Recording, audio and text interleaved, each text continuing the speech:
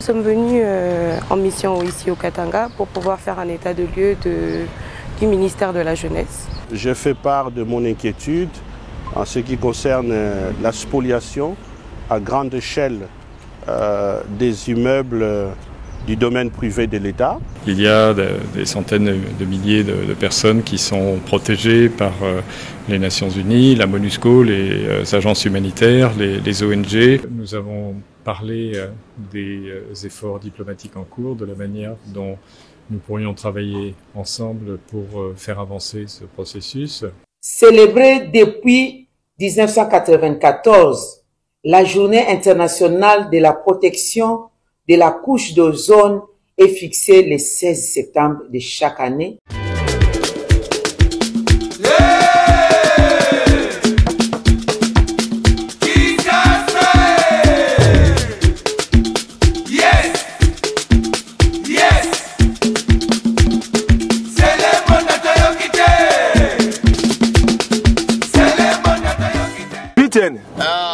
Omeli buni ne sali oboye. Na meli zododo. Omeli zododo putain. Na mela ngo. Omela ngo.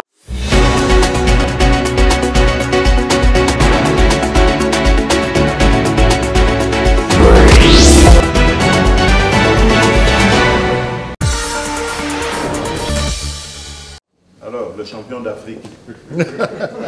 Comment ça va? Présent à Kinshasa, suite à l'invitation de son homologue Vital Kamerhe pour participer à la cérémonie inaugurale de la session parlementaire de septembre 2024, l'honorable Adama Bictogo, président de l'Assemblée nationale de Côte d'Ivoire, a été reçu ce lundi soir par le chef de l'État. Le speaker du Parlement ivoirien était porteur d'un message de salutation fraternelle du président de la République de Côte d'Ivoire, Alassane Ouattara, à son homologue et frère congolais Félix Antoine Tshisekedi Tshilombo. Le président de la République nous a reçus et l'aisance avec laquelle il nous a reçus, nous avions l'impression de le connaître depuis 20 ans. Parce qu'il recevait ses frères de Côte d'Ivoire, mais il recevait surtout des émissaires du président Alassane Ouattara. Et pour lui, c'était très important. Donc nous sommes venus lui témoigner toute l'affection, la fraternité du président Alassane Ouattara. Devant le parlementaire congolais ce lundi, Adama Bictogo a rassuré du soutien de son pays au peuple congolais face à la situation sécuritaire dans la partie est de la RDC. Le soutien que mon homologue Bictogo a apporté à notre pays et qui a entraîné la vague de soutien des autres États présents à l'Assemblée des pays francophones à Montréal, c'est quelque chose d'inoubliable. Et aujourd'hui, il a été clair devant la représentation nationale, devant les députés nationaux, dignes et légitimes élus du peuple. Il a dit clairement qu'il est venu pour dire au peuple congolais que la Côte d'Ivoire est à côté de ces populations de l'Est qui souffrent des affres de la guerre. Le président de la Chambre basse du Parlement ivoirien a été désigné par tous les présidents de parlements francophones pour conduire une grande délégation dans les pays africains en situation de crise sécuritaire, notamment au Burkina Faso, au Mali, au Niger, en République démocratique du Congo et au Sud, Soudan, afin d'y apporter la contribution de la diplomatie parlementaire.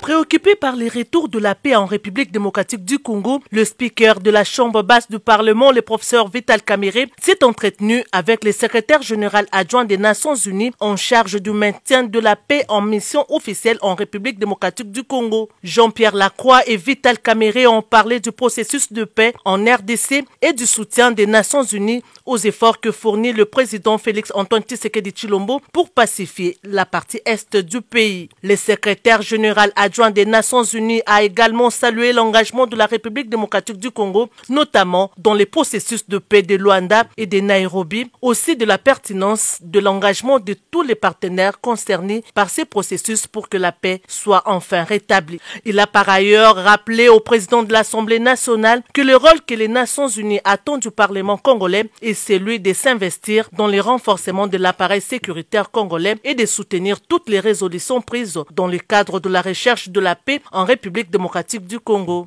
Il y a des centaines de milliers de personnes qui sont protégées par les Nations Unies, la MONUSCO, les agences humanitaires, les ONG. Et ces populations, elles ont besoin, et elles le disent d'ailleurs, d'un soutien continu. En même temps, évidemment, le renforcement de la présence de l'État congolais, et c'est évidemment notre objectif, qui va de pair, qui est complémentaire avec la poursuite des efforts de paix. Nous sommes très engagés dans ce domaine, je l'ai dit, à la fois les soutiens politiques aux efforts, notamment le processus de Luanda, les efforts sous les auspices de la médiation angolaise. Nous lui apportons aussi un soutien opérationnel avec les moyens de la MONUSCO pour soutenir notamment la vérification du cessez-le-feu. Nous avons demandé et obtenu au Conseil de sécurité qui nous donne un mandat pour soutenir davantage avec les moyens de la MONUSCO la force de la SADC, la SAMI RDC. Donc vous voyez qu'il y a un ensemble de tâches qui concourent tous au même objectif, qui est de faire revenir la paix, une paix durable à l'est du Congo et dans l'ensemble de la région. Le président de l'Assemblée nationale, le professeur Vital Kamerhe, a passé en revue les grandes lignes charnières de l'aboutissement total du processus de paix dans la sous-région de Grand Lac. Vital Kamerhe a insisté sur la nécessité de l'inclusivité de tous les acteurs dans la résolution finale issue du processus de paix déjà enclenché. Le speaker de la Chambre basse du Parlement a par ailleurs relevé le fait que l'Assemblée nationale a, à travers les élus nationaux, sensibilisé la population sur le processus de paix en cours. D'autre part, il a rappelé qu'à travers la diplomatie parlementaire agissante, l'Assemblée nationale est déjà à pied d'œuvre en dénonçant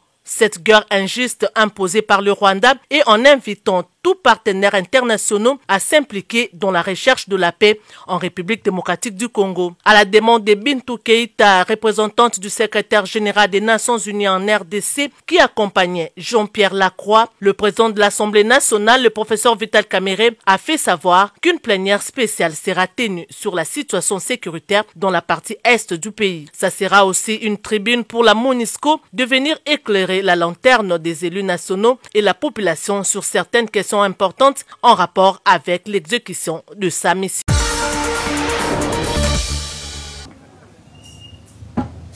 Il a promis, il a fait. Le patron de la sécurité, Maître Chabani Luko Jacquemin, a inauguré 3 sous-commissariats modernisés dans le district de la Funa.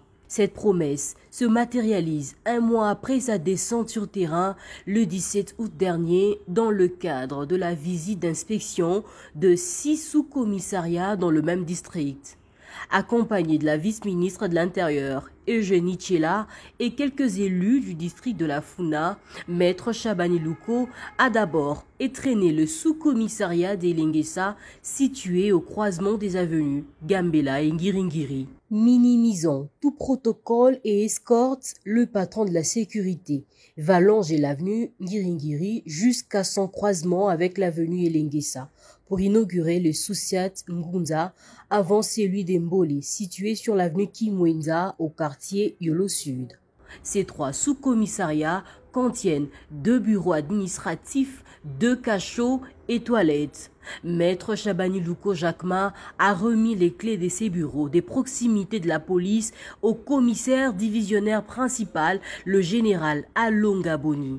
Ce qui traduit la volonté et la détermination du patron de la sécurité d'améliorer les conditions de travail de la police nationale congolaise afin de la permettre de remplir sa mission de sécuriser les personnes et leurs biens. Ce projet de modernisation de Sousiat va se poursuivre jusqu'à atteindre les objectifs assignés.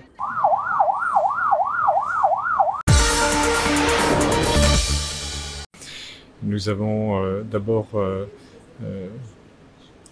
remercié Madame la Première ministre pour l'excellente qualité des relations qui se sont déjà établies entre les Nations Unies, entre la MONUSCO et son gouvernement, et elle-même en sa qualité de Première ministre. Et nous avons parlé des efforts diplomatiques en cours, de la manière dont nous pourrions travailler ensemble pour faire avancer ce processus. J'ai évoqué le soutien politique des Nations Unies et aussi opérationnel à ces efforts de paix. à travers notamment le soutien que la MONUSCO va apporter au mécanisme de vérification et de suivi, mécanisme ad hoc pour le cessez-le-feu. Nous avons parlé du travail que la MONUSCO va faire pour apporter son appui à la force de la SADC, Sami-DRC, et en plus, bien sûr, de la poursuite des missions fondamentales qui ont trait notamment à la protection des civils. Nous sommes convenus qu'il était important non seulement de continuer à travailler ensemble dans la perspective de la définition des prochaines étapes du désengagement de la MONUSCO, des engagements responsables, graduels, qui doit être adapté aux réalités du terrain, adapté aux évolutions sécuritaires et politiques. Et nous sommes convenus aussi de l'importance non seulement de rester étroitement coordonnés, mais aussi de l'importance d'une communication coordonnée qui reflète l'excellence de notre coopération. Donc voici en quelques mots quelle a été la teneur de cette discussion qui a été très utile et qui a vraiment témoigné encore une fois de l'excellence des relations établies avec ce gouvernement. Alors, quelle a été la réaction de la Première ministre après avoir soumis vos préoccupations? Je pense que nous sommes sur la même ligne et nous avons déjà engagé un travail qui va s'intensifier dans les prochaines semaines en ce qui concerne notamment l'évolution de la MONUSCO, puisque vous le savez certainement, la perspective du renouvellement du mandat de la MONUSCO se rapproche, sera examinée à la fin de l'année.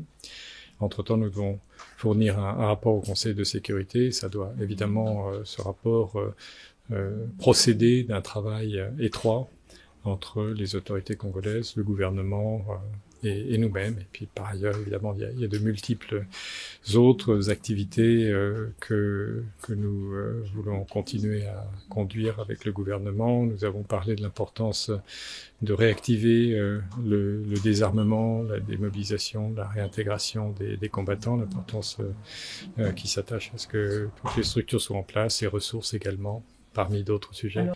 Bon, d'abord, en ce qui concerne les structures de travail, les structures sont en place. Il y a un groupe de travail pour réfléchir et travailler à la fois aux leçons retenues du désengagement du Sud Kivu et aux prochaines étapes. Ça, c'est en place, et nous sommes convenus de maintenir un contact étroit, y compris au niveau de la Première ministre et de la représentante spéciale, Madame Bintou Keïta. Et puis par ailleurs, sur le terrain, le travail de coordination va se renforcer sur tous les plans. Sur le plan du soutien aux efforts diplomatiques, nous sommes très impliqués, encore une fois, à la fois politiquement et opérationnellement. Sur le plan pratique du terrain, j'ai mentionné ce que nous faisons, ce que nous allons faire sur la vérification, le soutien au cessez-le-feu et toute autre activité qui seront jugées indispensables, nécessaires pour aboutir à des progrès. Voilà. Merci beaucoup. Merci. Célébrée depuis 1994, la Journée internationale de la protection de la couche d'ozone est fixée le 16 septembre de chaque année en hommage à la signature du protocole de Montréal. C'est l'occasion ici de rappeler les efforts pour lutter contre l'utilisation des substances nocives à même de perturber la couche d'ozone. Comme vous le savez, la couche d'ozone est la partie de l'atmosphère située entre 20 et 50 km d'altitude. Elle est appelée aussi stratosphère. Elle joue un rôle de protection de la vie sur Terre en absorbant les rayons ultraviolets dommageables. Elle agit comme un filtre invisible qui protège toutes les formes de vie contre une exposition aux rayons nocifs du soleil. La perforation de la couche d'ozone par des gaz à effet de serre est due aux effets naturels ou à l'œuvre de l'industrialisation humaine. Les causes sont donc de la destruction de la couche d'ozone sont à la fois naturelles et anthropiques. Grande éruption volcanique, explosion des bombes à l'arme chimique qui émettent des dioxydes de soufre et autres gaz à effet de serre. Il y a aussi un ensemble de gaz à effet de serre d'origine humaine connus sous le nom de substances appauvrissant la couche d'ozone, SAO en sigle, notamment les chlorofluorocarbures que l'on trouve au quotidien dans des produits de la chaîne des froids, notamment dans les climatiseurs, les réfrigérateurs et les bombes aérosols qui détruisent la couche d'ozone. Chers compatriotes, les conséquences de la dégradation de la couche d'ozone sont nombreuses, dont l'apparition du cancer de la peau et des cataractes.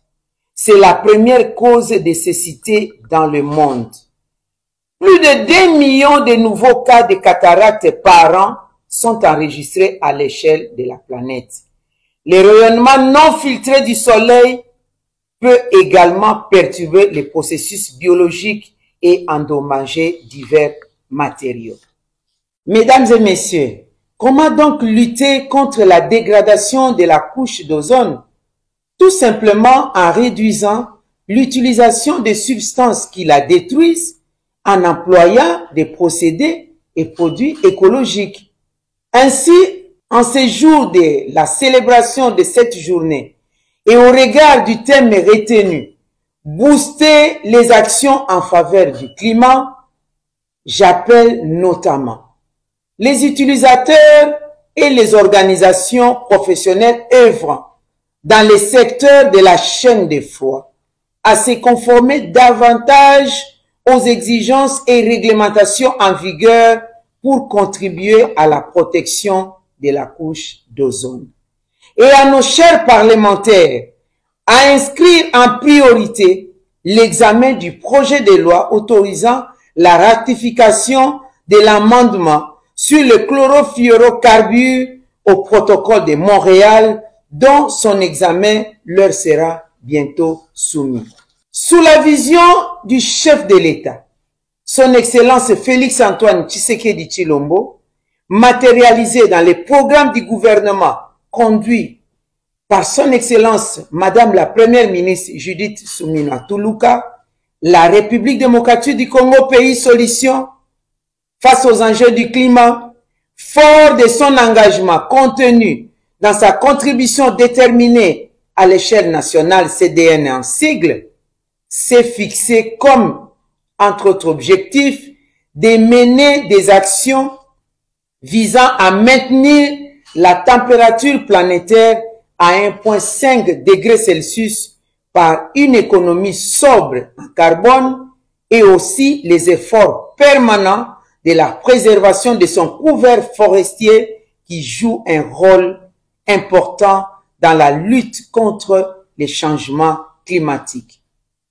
Protéger la nature, c'est se protéger soi-même. Que vive la journée mondiale de la protection de la couche d'ozone, que vive des actions congolaises en faveur du climat, que vive la République démocratique du Congo. Je vous remercie.